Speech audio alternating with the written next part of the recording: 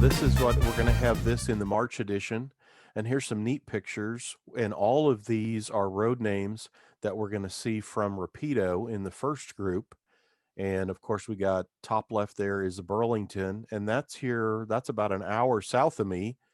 And a year before I was born in 1965 at Kansas City's Union Station. And Burlington had tons of E units. And when you talk the E8, the E7, which was and they look very similar once you Hmm. get to that level, but the E unit is all based on those early streamline locomotives that kind of started with the Pioneer Zephyr. And I never knew this until like just so many years ago. But if you look, and I'll try to make it a little bit bigger, on the Burlington, see on both sides of the headlight, Hmm. I always just thought this was kind of a stripe thing. But if you look at, and I should have had a picture ready, the Pioneer Zephyr by its headlight, the real sleek little 3-car, early forerunner to all of the streamlined locomotives and sets, it had grills there. And when they first started getting E units, Burlington, to keep that look, had that put on there. So it's a weird kind of thing that's actually was the grills on both sides of the headlight of the Pioneer Zephyr, and it became part of the paint scheme on what would it be E5s, E6s, sevens, and through to the E8s. But there's a Burlington E8, Wow. and that some were red and some had black stripes, and I don't know the difference on those.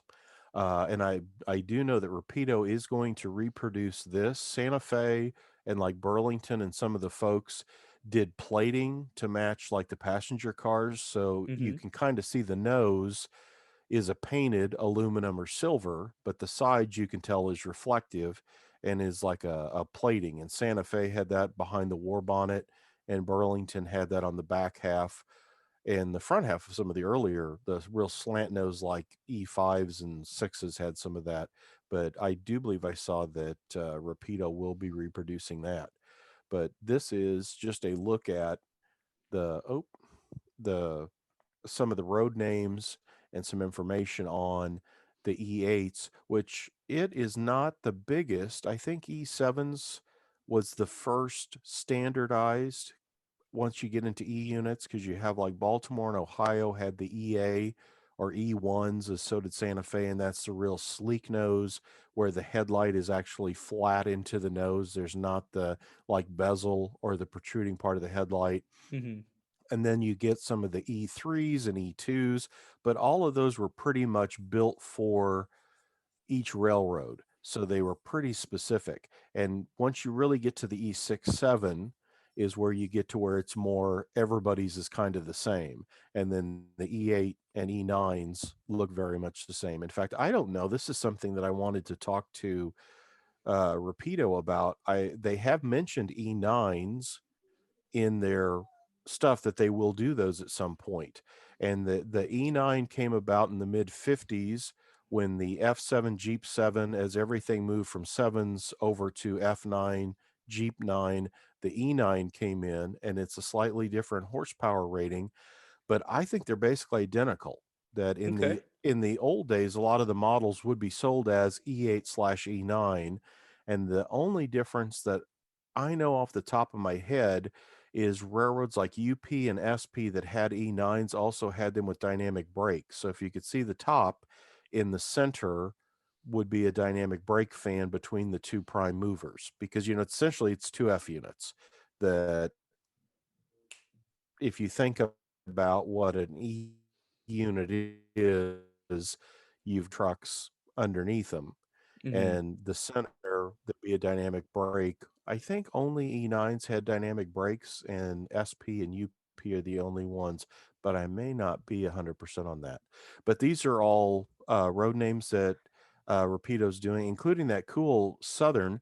And if you look at the Southern one, this is some of that, and I know you know this from all the stuff they do with the road specific things, but if you look at the Southern unit, see those extra, they had extra on each side of the fuel tank here that both of those are water. And to do that, the air tanks had to move up to the roof. That normally the air tank would be here, but as they increased the, I think, water carrying, they moved air tanks up to the roof. And Rapido's doing all of this detail stuff on these Southern E units. And the Southern E units are cool too, in that they stayed the Southern Crescent, and you see that one's labeled for Southern Crescent. They stayed out of Amtrak when Amtrak came around in 71, and Southern continued to run. It had the Southern Crescent from Washington, D.C. to New Orleans, and they stay until 79 is when they join Amtrak, and they ran E units, as did the Rock Island for its Peoria Rocket and Quad Cities Rocket trains in the 70s. So there were still private E units running. Wow. I love this one picture down here, and like in the caption, I said, if you feel like you don't have enough space to run E units in a passenger train, here's your prototype. Look at that, a New York Central with one coach, and that's over in Pana, Illinois, which is east of the St. Louis area. And I Hmm. assume that's got to be a connection train. Or I know there were, I think it was the Knickerbocker and something else might have been New York Central's trains into St. Louis. So either that's what it got down to before Amtrak, or again, maybe that's a connecting train. But there's a perfect, well, can you really run just an E unit with one passenger car? It's like, well, there you go. There's one. And I see that called lifting lugs. And, we know there's the lift rings or the little round, across the roof. Hmm. And these I never knew. I used to see those on F units, and I know some E units got them. And I remember them seeing referenced as towing cables too, or towing things. So I guess Hmm. to move them around. So that I don't know if it's a dual purpose or if Oh, it I have is no for, idea what they were used yeah, for. exactly. I at Hmm. one time I thought they were something to hook up to tow the unit if it was dead, Hmm. because I thought the lift rings across the top there will take those panels out to get into work on the thing. So I don't know if that takes the whole shell off, or Hmm. again if that's a towing thing, but that's a neat feature that they've done that. And of course Yeah. we've got single and dual headlights on some of these. Um, and yeah, the Penske's got winterization hatches over some of those fans and the train phone antenna, Uh, which that'll be a very nice feature. Absolutely. That'll And be very cool. every time they do it, it looks great. That used to be such a project. Somebody used to make that as a part kit, and I remember seeing Uh, guys put those on FAs and F units and things. And there's so many models now that have them. That's really awesome. Then, Absolutely. then I think scrolling down the next CAD drawing, that's a rebuild. Hmm. Um, and I know that a lot of roads, the E units ran enough miles and stayed around long enough, because they're from the early 50s into the end of private passenger trains. But as Amtrak took over, as I recall, there were a lot of rebuilt units for Amtrak for some years. In fact, Illinois Central or Illinois Central Gulf's Paducah, Kentucky facility Hmm. did rebuilding work and turned some, like, I've seen pictures of E units with the windows painted over on the cab, and that they're basically steam generator cars. And those were things that the Illinois Central shops did for Amtrak. And as they rebuilt them, as you can see, they lost the portholes Hmm. on the side there, went away. But that's a very much modified. It's got the MU connector between the headlights Hmm. so that you can connect that easily. And then again, the portholes are gone there. I don't know if it says which one that is, but I'm guessing that's Amtrak or a later one. The Seaboard almost stayed out of Amtrak. There's a great book. Oh, it's not Journey to Amtrak. That's a good book too. But there's a book by, I think it's Fred Fraley, Twilight of the Great Trains. Hmm. And he talks about the run up to Amtrak in it, and talks about the different railroads and how they handled basically that decline after World War II, in was as air travel and the interstate highway system developed in the US and passenger trains went down. That he kind of gives snapshots of each railroad and how they combined trains or how they dealt with the changes in transportation need. And I never knew it at the time, but let's see, Seaboard Coastline comes about in 1967 from Atlantic Coastline and Seaboard Airline merge. And they basically are a Southeast Railroad serving Florida. They connected with like the RF&P at Washington, D.C., that area. And then they had service from the Eastern roads out of New York. So if you were going to Florida, people out of like New York, Philadelphia, those areas would take the train down, and the Seaboard Coastline trains still were doing enough business that I think he mentions in there they actually debated staying out, that they were not losing money, whereas most all passenger trains were running at a deficit. But those were close. I think the one deciding factor that helped push them was Penn Central to the north was already in trouble, and so they were worried, well, that's our feeder, for the service to Oh, Florida. So if we stay in and Penn Central's not a reliable partner, that's our connection to like New York, Philadelphia, all those places. So I think that helped them move towards going to Amtrak, but they're one that almost stayed out of Amtrak in 71. This is 1960-61 is the merger of Delaware, Lackawanna, and Western with the Erie to make the Erie Lackawanna, mhm. and they kind of merged together some of their schemes, although this is more an Erie scheme, I believe, than it is the Delaware, Lackawanna, and Western. And Erie was one that kind of got, it was a trunk line that was there with like Pennsy and New York Central serving between the East Coast and like the Chicago area. And as all those railroads got into trouble, Erie kind of became the odd man out as Penn Central was merged in. I want to say, I think I remember Erie gets put under the control of Norfolk and Western for a few years. And then as Conrail takes over in 76, Erie is folded into them. Um, but they've got a great historical society. It's a Mhm. popular road. I always like that big radio equipped little bolt there Yeah. underneath the cab window, but it's a slick looking unit. This is two headlights. Um, and it has, I think it's got that little like wind deflector or something above the headlight there. So like if you were looking out of the cab, it looks like a little card or a little clear plate that's above that headlight. And I've never had that fully explained to me what it was for. But it almost like, how some cars will have like a bug Yeah. grill, that it looks like Mhm. that, but it's little. But And so it's also the F40s have that too, I have right in that front of their too. windshield. Yeah. We'll have to ask that and see if somebody can tell us what that, maybe somebody could post that, or we'll put that on Oh yeah. Facebook and ask what that is. Because my first thing would be, well, it's a bug guard, but not a very good one because it's so Yeah. little. But Mhm. I'm not sure. We'll have to figure that out. But that's a neat scheme. I like Absolutely. the maroon yellow, and then with the gray body. That's slick. Mhm. That's an interesting choice for this first run. And those make it into the 1980s. One of the pictures that I got for Jason showed it like in the early 80s, and that's a cool scheme. Yeah. But how interesting, that there were only three. That Mhm. again, my first thought was, I'm not sure if there was, and then when I saw them, I'm like, well, they must have had, a roster of them, and it's like, no, no, no, they had three, and they only bought them to partner in a train that was running in the U.S. into Canada. Oh, so it Uh, was these three units that moved through all four schemes.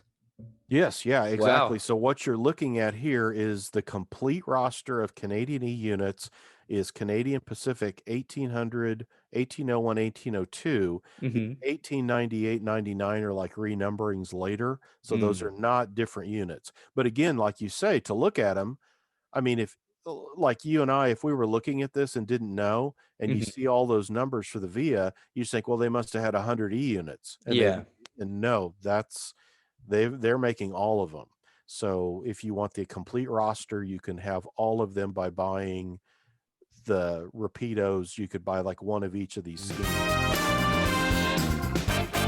Right, and I think the UP is the only way you can get a single B unit, that they've Mhm. got sets and then singles. And this for Illinois Central is an earlier paint scheme. The Illinois Central on the side is in a smaller typeface, and the orange comes up over the top headlight on the nose, and it has the green diamond Illinois Central logo on the, or Herald on the nose. So this would have been IC up to in like 1968. They adopt an orange and white livery and a new split rail, the like black circle with the white IC Mhm. logo. That comes in 68, and all their freight equipment and everything got that orange corporate image, but they never did orange for any of the passenger stuff. It kept this chocolate and orange with the yellow striping. But the changes that happen, Paducah was rebuilding these E units. As I said, they later did Amtrak units, but the first ones they were doing, they were rebuilding IC's E units. And this looks like a rebuilt one. Well, it might be. It's got a 4,000 number. I know when they rebuilt them, I think the numbers either dropped to 2,000 or they were 2,000 and went up to 4,000 after the rebuilding. We'd have to look at that. But I see the portholes missing on the side here. But again, and Rapido states that some of these drawings don't necessarily mean exactly what they're going to be. But Yeah. this to me would be the more earlier IC with the smaller lettering, that it got thicker, taller Illinois Central on the side, and then the orange stripe up over the top headlight was reduced down to where it just comes up and hits the lower headlight, and then they got the black IC, the black and white IC herald on the nose, and again that'd be later 60s. So this would be a good traditional IC, and they've done some great IC passenger cars Mm-hmm. in their line too. So it's a neat road. And the other thing too, they're not, it's I don't think it's not in this release, but Illinois Central partnered from Chicago to Florida train services with other roads, and there are units that look just like this, but in place of Illinois Central, it says Central of Georgia, Uh, because they painted to match the look. When they were right before they announced these, I got an email from Jason Schron at Rapido saying we're looking for some pictures, for the announcement, and I need Canadian E units. And my first thought was, I don't know if, again, being Mr., Midwest US, I'm thinking, yeah. are there Canadian E units? It's like, well, maybe kind of. And then Mm-hmm. he gave me the numbers and the CP and that. And I went looking and I did find and got pictures for him out of Kevin Eudaly slides there at White River. Mm-hmm. But I think three there's only three units, so they're all being done 1800, 1801, 1802. This is the early, like, Canadian Pacific maroon and Mm-hmm. kind of this light bluish gray. And they were bought for a train that ran with, oh, I'm probably going to get this wrong, maybe Boston and Maine or Maine Central. So it was a connecting service into the US, and that railroad was running E units. So they basically bought them. So, like, for the pool of equipment, that they could support the train by, yeah, we've got three E units that we can put into this train. And they're the only E units sold to Canada. So there are only three E units in all of Canada. Wow. All of them went to Canadian Pacific. And this, I believe, let's see what all they're doing. This is the block scheme. See if they're doing, Mm-hmm. I think they're doing maybe script. The graphics, it was just these. Oh, no, we have the Yeah. stripes. There we go. And so this would be CP rail look with the multi-mark in the back. Mm-hmm. Uh, and then we got Amtrak in the US in 71 for government running of passenger trains. In Canada, it's 77 or 8 is via, and I think it's two of them. One of the E units, something happens, it's either retired, scrapped, whatever, but I think via ends up, and that's the blue one, which I think you should be able to find it towards the Yes, at bottom the there. bottom. And the two, let's go back to the I'm road. sorry, I'm trying to look for it. We've got early and block. There is a slight difference in Yeah, the lettering. I'm Yeah, sorry. there it is. There we go. Yeah, I think that's as delivered, the early maroon scheme. Mm-hmm. And I thought it was script, but maybe it's not. Let's look at the other one, the block scheme. Maybe it's Yeah, just so it's the smaller lettering. oh, okay. Because some of them had Canadian Pacific in like a script presentation on the side. Yeah, So no, I guess those don't. But yeah, those will be kind of neat. And in general, I wouldn't, I you wouldn't think about it, but yeah, they did have E units, not very many. yeah, And Rapido's going to knock them all out in the first run. absolutely. Burlington is one that had a huge roster of E units, although I don't think the biggest. And they numbered them all with these in sets. So, like, you got 994 to A, and then there would have been like a B unit, so the letters and stuff was done in the early days when they ran a lot of these as like ABA or ABBA sets. So Mm-hmm. you might have 9942 ABCD might be an ABBA set of units. I think those will be really slick because of that like chrome plated side Absolutely. and then the slightly different color. And then they'll have the Mars light in the nose. You see the upper Mm-hmm. headlights got the red emergency, and then above that should be a gyro light. Uh, so those will have some nice effects to them as well. Um, I'm excited to see how they do the chrome side, like the reflectiveness of it, because they nailed the stainless steel, and I yeah, can't wait to see how reflective they make it, or whether they tone it down. Because there's it's only so much you can do with paint. exactly, and it's a tough one. That chrome Yeah. plating, it's in doing it in models. Mm-hmm. You either underdo it to where it's like, yeah, I guess it is, but it doesn't look that Mm-hmm. good, or it gets overboard to where it looks Like toyish. a mirror. Yeah. Yeah, and it's like, no, that doesn't look right. So yeah, I'm eager to see. I bet they do it. They do such a Scaled down good a bit. job. Yeah, Yeah. I bet it'll look really nice. But these would be classic, and of course, Burlington ran all of its Zephyrs. So everything from Twin Cities Zephyrs going from Chicago to like Minneapolis, St. Paul. The Denver Zephyr ran with E units. California Zephyr ran, I think, E units too, but F units as well. And then Burlington had Fort Worth and Denver and Colorado and Southern subsidiaries, though I don't know if they got through to E8s. I know there's earlier E units that they'd look just like this, but somewhere on it would be stenciled like FW and D for Fort Worth and Denver. Mm. And that would be for like the Texas Zephyr and things that ran out of like Denver down to Texas. But we've got regular Burlingtons in this first group and all A units.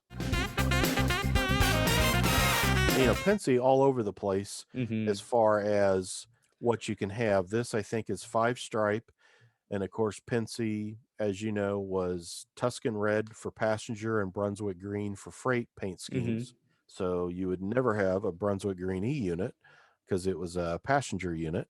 And this is the earlier five stripe. And then you could have the later, like, single stripe. It is a classy look, I mean, Yeah. it's not an elaborate scheme. I mean, it's basically just a one color dip with stripes, Mm-hmm. but I've always thought, you know, Pensy was just it's a very regal looking, Absolutely. set. And this was made early enough. Uh, do you know for sure if this was after they stopped using like actual gold leaf for their paint? I don't know. I know somebody I could ask on that. That it reviews for me. That Vic Roseman is a real Hmm. expert on that in New York. I'll have to ask him about that and see if he knows. Well, if Uh, Pennsylvania did it, I expect Rapido to do the same thing. I mean, I would expect so. Yeah, I would expect so. But that'll be a sharp looking unit, and absolutely. the train phone antenna on the roof is awesome as well. And of course, these did classic work on like the Broadway Limited, and Yeah. you name it for Pensy was the standard of the world as they called themselves. Yeah. So this is definitely a classic. And single headlight, no dynamics, and I think all of these in this first run, unless maybe Amtrak, I believe EMD delivered all of them with the number boards are flush on the sides. They're not Hmm. how like F units have the number boards that are like the angled, like separate pieces on the Yeah. sides, whereas the E unit keeps. Flush. And I think that there are E units, both E7s as well as 8.9s, that did either get modified or came that way. But I'm Hmm. trying to think now. We'll have to look as we go through the rest of these road names. I'm not sure if anything they've picked I'm sure they will eventually, but this first run might be flush number boards. Let's keep an eye for that as we go to the other Hmm. road names. And before we go further, so I noticed they didn't do Baltimore and Ohio. Did they have like I thought they had Oh yeah. E8s for the Capital Oh Limited, yeah. but Yeah. is the market just not big enough for Baltimore and Ohio guys, you think? Oh, no, I'm sure they'll get there. I know they did New York Central and they've got Pensy in this run. Hmm. I'm sure we'll see B&O. And yeah, B&O goes back to the early, they even have the EA, which is that real sleek.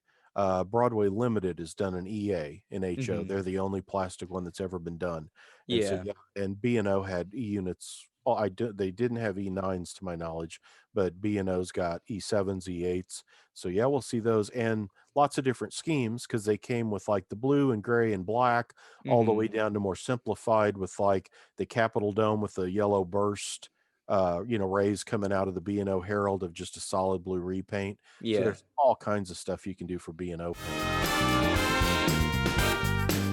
Now these New York Centrals are cigar band, but I don't think that's I'd have to look that up. I don't think that's as delivered. It might be because the E units are in the 50s or Mm-hmm. 49, because New York Central had the lightning stripes on the early Yeah. units. So this, in my head, is a more, Modernized. yeah, is a simplified scheme, but this is one we'll have to look up and do a follow up on that because this might be how they got delivered. Again, these, you think of these as being that much older, but no, it's 50s, and that might have been the scheme might have been simplified to this now. And it's another one like Pensy that I've always thought this is a neat looking for a basic scheme. Yeah. Really looks good, and of course, there's a lot of variations. There were a couple of experimental jade green E units Mm-hmm. that are really cool looking, and I want to say there's a black with a gold band E unit done as well. So they kind of played with this scheme a little bit, but this is the classic version of it, and single headlight. And I noticed, and I assume that's correct. You notice the nose shot over the, it'd be what, the fireman side. They've got the handrail painted yellow, and I'm guessing Uh, that's correct. That maybe they did. uh oh. Can't zoom in, so I'll have to Yeah. put that in later. But yeah, I'll have to ask or check on that, and Yeah. that might be. And of course, New York Central would be 20th Century Limited out Mm-hmm. of New York to Chicago. That they were big road. Both New York Central and Pensy, of course, go in February of 1968 to become Penn Central, just ahead of Amtrak. And it, I think, is one of the things that helped bring about Amtrak in 71 is Penn Central, after merging in 68, is in financial trouble to the point I think their first bankruptcy is maybe in mid 70. And as they're looking for help and protection, one of their problems was they had so many passenger trains that I think that was kind of maybe one of the concepts with the government. It's like, okay, you're in trouble, but what if we took the passenger trains off your back? Would that help? Because they ended up Mm-hmm. having to take New Haven in 1969 into the Penn Central. So again, they were real heavy duty with money losing passenger trains. So I think if you wonder, like, is there any one railroad that might have helped really push Amtrak into existence? I think the trouble Penn Central got into really kind of helped move that forward. Of they might have been a reason for Amtrak coming into being in 71. Mm-hmm. But I like this scheme too, and in fact, I think I have a set of, I think it was a 20th century cars that I bought a set of those from Walthers Mm. years back. So maybe I need a E unit for those too. I this is dangerous for me to keep looking at these because I've now decided I need Get a one of them. Get one of all. get one of each. Yeah. Yeah, I need one of the Canadian ones, I think. And yeah, so and now I realize I have that set of New York Central cars. So all right, well let's move on and see what other ones I need. I've heard rumor that we're going to have a new run of Amtrak by the Numbers, which is an awesome guide to all of Amtrak's locomotives and passenger equipment, and it gives you all that info. So let's look up and see if I was guessing correct. In Amtrak E units, they had B&O, C&O, RF&P, Louisville and Nashville, Seaboard Coastline, Penn Central. They had a ton of Penn Central, UP, Burlington Northern. There's Milwaukee. So that one is, we're looking for what was 290 was Penn Central 4282, built in 1952 and was originally a Pensy. So yes, the run of Amtrak Penn Central E unit starts at 255 and goes all the way through to 324 is a Penn Central. Is that the last number they were doing? I think it might It be. was 290 was the lowest and 324 was the Yeah. highest. So yeah, that's the last of the group of Penn Centrals, Okay. which would have all yeah. So they are all Pensy. I guess there's no New York Central. No. Well, yes, yeah, there are, but they're earlier numbered. So Mm. my memory did serve me there that all the Rapido Amtraks in this first run are originally Pensy that they got from Penn Central to join Amtrak. Now the Southern shows dynamics. I'd have to look at that. And I mentioned the Southern has, I think those two round. You got the fuel tank in the center, and I think those are extra water storage on the sides of the tank between the trucks. And so then they moved the air tanks, which would normally have been underneath there, got moved to the roof. So it's going to be Mm. really awesome detail wise Absolutely. with the extra tanks. And then the air tanks on the roof have got piping.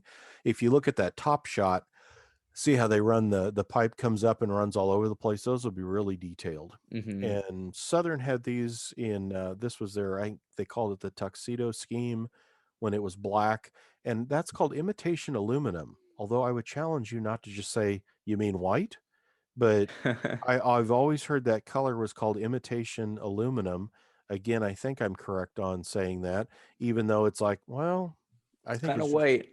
it's kind of just Yeah. white, but that's its official railroad color. But those were slick looking, and I never did. I saw the Rio Grande Zephyr, which had F units, and I remember Rock Island stuff with E units, but this was the big Amtrak holdout I never saw as a kid. We never got to the south or the east to see it, but again, this ran to 79 running the Southern Crescent. So I'm sure there'll be a lot of guys that'll want to have these as models, to go on their railroad because Mhm. you'd be running SD40-2s and things like that on the Southern, and you can have a Southern passenger train, almost up to 1980. And good old Union Pacific, man, there's just a Mhm. classy look to that. Absolutely. I love the pictures out west where you see a set of these just like screaming across like Wyoming or, Mhm. someplace like that It's a is shame they just don't pull awesome. them out anymore. Yeah, and I remember seeing that someplace somebody posted and asked, "Hey, with the big boy back and, like where are the E units?" And yeah, the Mhm. last few special trains, I've not seen E units in a long time. And Even the Centennial hasn't come out. yeah, oh, that's right. Yeah. 6936. I haven't seen it in a while. Well, there was a video of it operational around the time the Big Boy did its first run, but hasn't been out in the Hasn't been public back yet. much. These the UP ones, UP gets the last of the E units, and those were E9s built in 1962, which seems almost incredible because Mhm. that's less than 10 years before Amtrak. You're almost up to where railroads were buying like Jeep 40s and SD 45s come out in 1966, but 62 is the very end of E9 production and Union Pacific gets them, and they would look essentially like these E8s.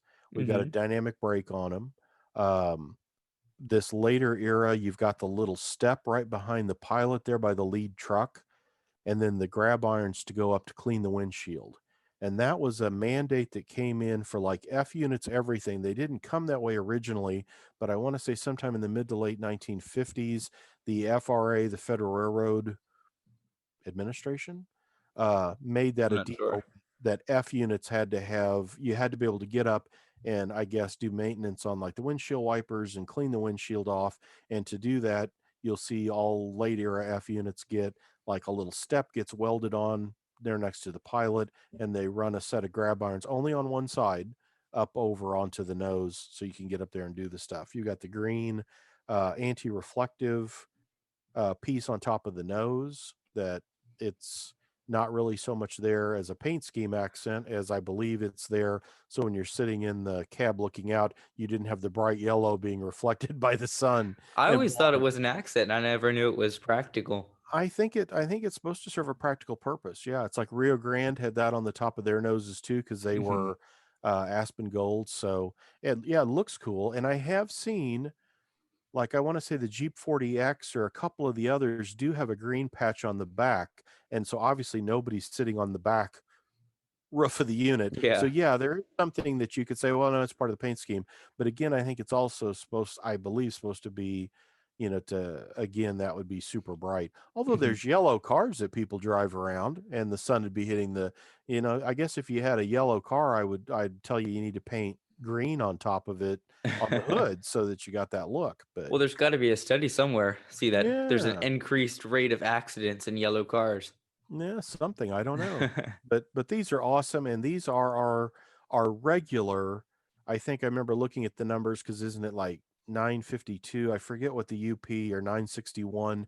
These numbers are regular release, are regular service UP. So like if are you if I said, well, I want an excursion set, these would not be like today's units. These would be Mhm. for like pre 1971 regular UP trains. Mhm.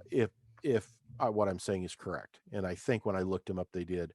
I haven't looked yet. We need to check that too. See on the back, you've got the porthole in the door, but see to the right of the porthole, there's a backup light, and Mhm. a lot of models will have that, but they don't always work. And I'll bet you money, I bet the Rapido works. I bet Uh-huh. it's going to have. We'll have to look at that and see if the backup light is going to be functional. And this might That's be me, but is this on a different side than on the other ones?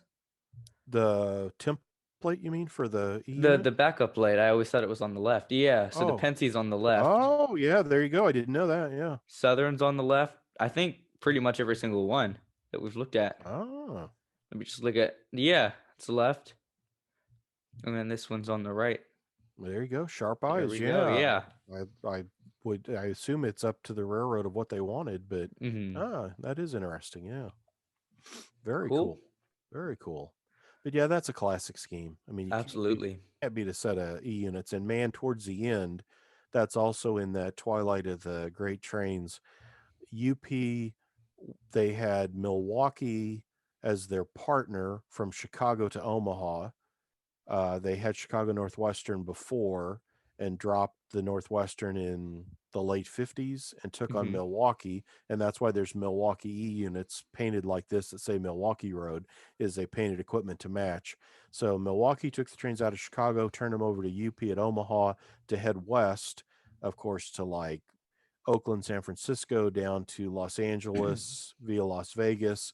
And there's a great map or a diagram in that book where he talks about they were always the city of Los Angeles, city of San Mhm. Francisco, city of Denver. Well, towards the end, as they were combining all these trains, they would take off out of Omaha with like the mega, the joke, and it was never its official name, but they called it the city of everywhere. And it's basically all of it came together and then started parting, in different places. Like one would go up northwest, one would go straight west, one would go down to Las Vegas, Los Angeles. But some of those shots at the east end, like in Nebraska, of the quote unquote city of everywhere with Mhm. like 6 units and 20 passenger cars, and then they'd slowly split the trains up as they went further west. That had to be something to see, Absolutely. screaming by at 80 miles an hour. I mean, wow. The UP stuff, I think UP and Illinois Central may be the two B units in this group.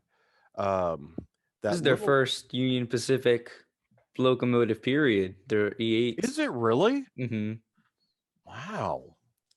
Go Yeah. through the YouTube comment section. There's definitely plenty of Wow. people over the years saying, "When are you gonna make something Union Pacific?" And isn't that incredible? I mean, Mhm. that's one of those roads you just assume. Yeah. And when you said that, I'm like, yeah, no way. But wow, how cool. Mhm.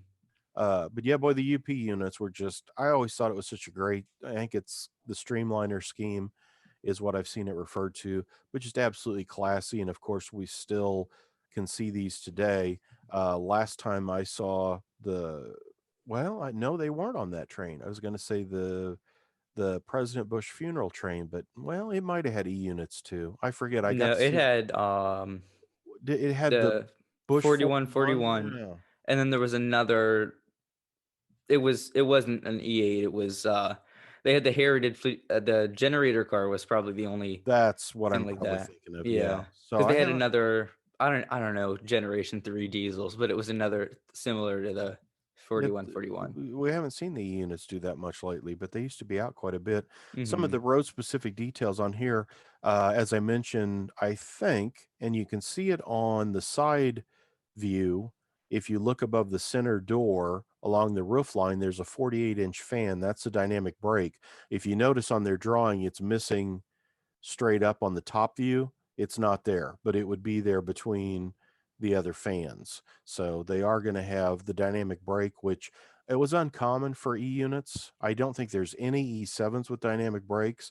E8s, E9s did have, but I think it may only be SP and UP. I don't think there's any Eastern roads with dynamic brakes on an E unit, so it's a pretty uncommon feature. But again, it's marked there on the side view. And then the one thing protruding over the roof line, if you look at the ends, that little thing that almost looks like a pantograph, for like electrical, Mhm. it sits over. I think that goes over like the winterization hatch things. I used to think those were for icicle braking, but that's not. That's more up on the cab of like an A unit. I think these things are kept either to recycle the air coming up through the winterization hatch or to keep Mhm. water and stuff from going in there. So I think it's a cover plate for that. But again, that's Okay. something we're going to have to look up as we get close to the reviews on these. And then, of course, the steam generators are on each end. So you've got the prime mover with the dynamic brakes in the center, and then off to each end, the two squares. And again, this view, oh, you can see it. The left side, the union side of the unit up there, you can see the details for the what would be the water boiling for the steam generator. So this unit shows just one, I believe, because above where it says 938B, you see that plate is smooth. There's none of the little round uh like caps in the vents, and that's where the water boiler was for the steam generator stuff. But again, these are early drawings, so as you can see, the dynamic brakes on the side view, but not on the roof view. Yeah, the Amtrak ones have the flush number boards. So yeah, I don't think there's any angled number boards. And I looked these up when I was picking out slides for coverage, and all of the ones that Rapido is doing are, first of all, they're phase one Amtrak paint, this is Amtrak's, although that 4316 that we'll look at in a minute has that one of a kind scheme, and we'll talk about it. But this is Amtrak's phase one. This was their first, corporate identity, red nose with the big pointless arrow herald on the side, nice look to it. And all of them are in this numbering from like 290, I think, to like 325 or 330 are Okay. their numbers. And so they all land, I think these are all former Penn Central E units, and I got to double check that. But as I was looking at them, because like the UPs have two headlights, because Amtrak got stuff from a lot of places. They had Milwaukee Seaboard. They didn't get everybody's. There were roads that they said no to and didn't take, certain equipment. So just because you had an E Mhm. unit and you joined Amtrak didn't mean they took your E unit. Same as your passenger cars. Like Gulfmobile in Ohio joins Amtrak, but they had no E8s other than one rebuilt, and most of their passenger cars were heavyweight. So although they became an Amtrak participant, I don't think there's any GM&O equipment that became part of Amtrak. So it's hit and miss on some of these. And as you look through the numbers, I assume Amtrak numbered these to where, like, okay, here's all of our Penn Central E units, here's all our B&Os, all our Milwaukees, all our UPs. So I think all these are ex Penn Central and would have been Pennsy E units in this first run of Amtrak. So it'll be interesting to see as they do these, because again, even though they're all painted Amtrak and had some modifications done, there's certain things about some of them that you'll be able to look at and go, oh, I can tell that's an old Union Pacific unit because either a snowplow pilot or, the two headlights or those um, little coverings over the winterization hatches. There's features that'll carry through. This is a fairly generic looking one, but again, I think other than maybe the train phone antenna gone, if this is the Pensy, uh, Mhm.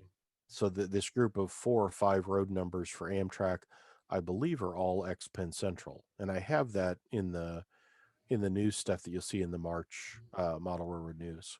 It's worth taking a look because this has the lift lugs or whatever the Yeah, name is, and then so they do 290 to 320, 324. So yeah. Let me see oh, if this I is just have. the pre-production images, but I wonder if that's going to be different. I think it was 500, Mhm. and 500. I reserved one, and I heard from Jason we emailed a couple of days after. He said, we really thought that this would be around till almost February of 2021. And remember, they announced this, I believe it was Christmas Day of 2020. Yep. Excuse me. So his expectation was they would not exhaust that 500 run for Mhm. like a couple of months. And it sold out within like 2 days. 2 days. So Yep. it's like I was so thrilled I got it. Now they've tacked on another group, so there will be some more. Mhm. But so if you haven't got an order in, you can still.